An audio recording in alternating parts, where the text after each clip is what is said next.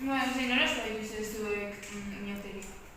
Ikastolan etorregean mozoratuak eta batean egin dugu desfile bat.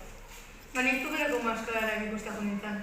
Gui zer da, Zuberako maskarada askok ez dakite zer den, baina zuberoan horrela ospatzen dira inauteriak. Zera, duela 300 urte hasi ziren ospatzen eta oraindik ere ia berdin jarraiten dute.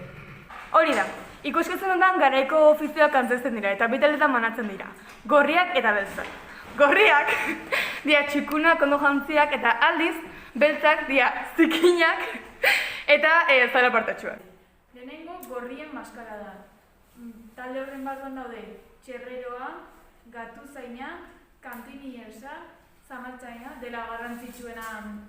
Gero dago entseinaria, marexalak, jaun eta anderea, laboraia eta laborarisa, eta azkenik ukuleiroak.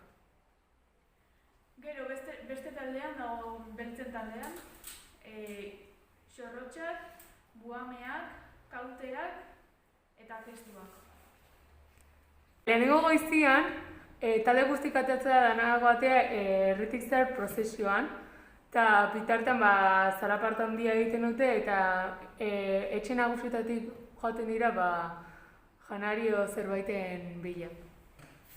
Eta gero atxaldean ja ikuskizuna izango zen. Pertsonai bakoitzak, hau da, lan motazonia dazkan bakoitza, behaien lan antzeztuko dute eta adiez marexalak zalmazaina ferratu beharko dute eta hasieran gaizkingo dute eta gebukaeran onden dute. Eta adibidez txerrerok gabota dantzaite dute eta biribilan dantza korala egiten dute. Eta gero bukaeran danako atea dantzan haste dira.